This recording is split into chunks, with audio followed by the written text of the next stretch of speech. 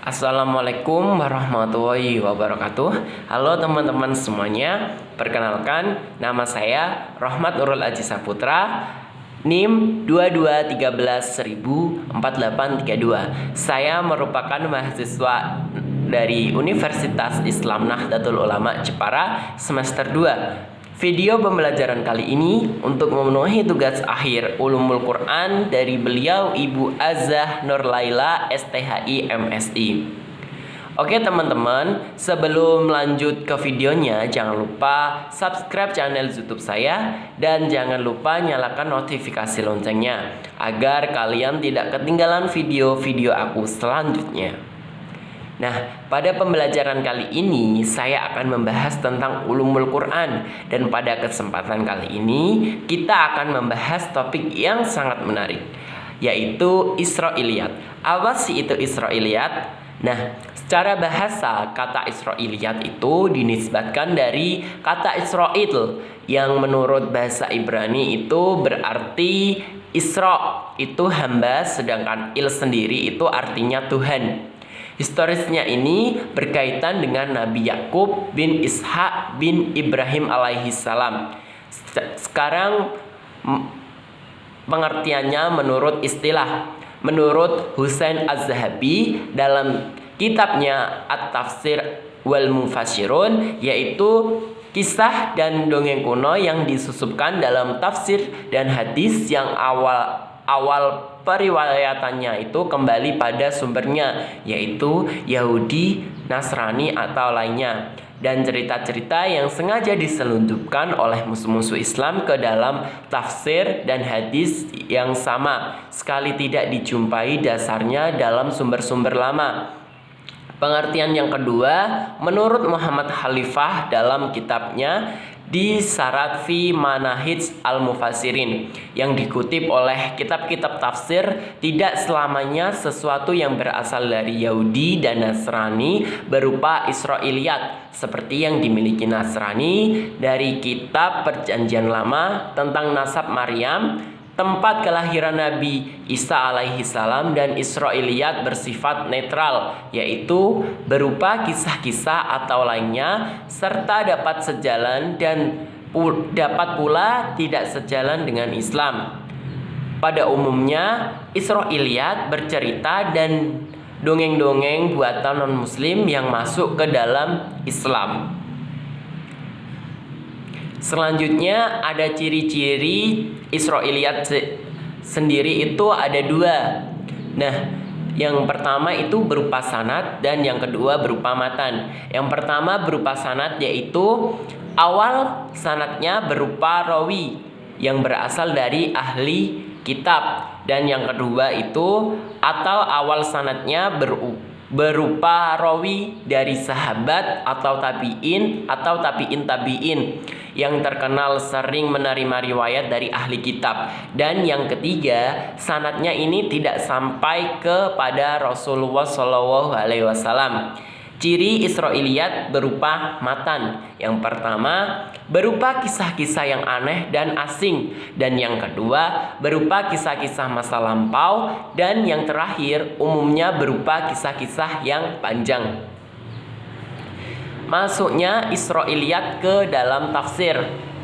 Menurut penelitian Az-Zahabi, yang pertama semenjak zaman sahabat. Nah, banyaknya sahabat yang terlibat seperti Ibnu Abbas, Abu Hurairah, Ibnu Mas'ud, dan Umar bin As.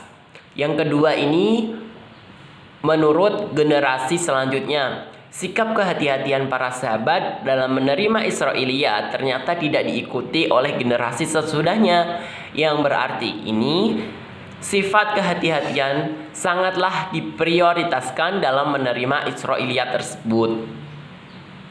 Yang selanjutnya ada klasifikasi Israiliyat. Yang pertama yaitu sejalan dengan Islam. Jenis Israiliyat ini berarti berisi cerita-cerita yang tidak bertentangan dengan ajaran Islam dan prinsip-prinsipnya.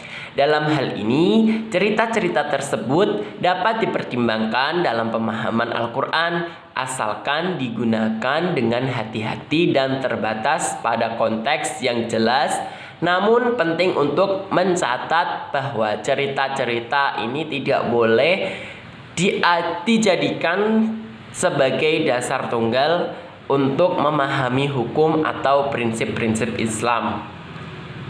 Yang kedua ini ada tidak sejalan dengan Islam. Jenis Israiliyat ini jelas-jelas bertentangan dengan ajaran Islam dan prinsip-prinsipnya. Cerita-cerita semacam ini tidak boleh diterima atau digunakan dalam pemahaman Al-Quran. Karena mereka dapat menyebabkan kesalahpahaman dan pemahaman yang keliru terhadap ajaran agama. Oleh karena itu, Israiliyat semacam ini harus dihindari dan tidak digunakan dalam konteks tafsir Al-Quran. Dan yang ketiga ini tidak termasuk keduanya, berarti tidak termasuk ke dalam sejalan dengan Islam dan tidak sejalan dengan Islam. Jenis Israiliyat yang ini berisi cerita-cerita yang tidak bertentangan dengan ajaran Islam. Meskipun demikian, penggunaannya harus hati-hati dan terbatas pada konteks yang jelas, serta tidak boleh dijadikan dasar untuk memahami hukum prinsip-prinsip Islam.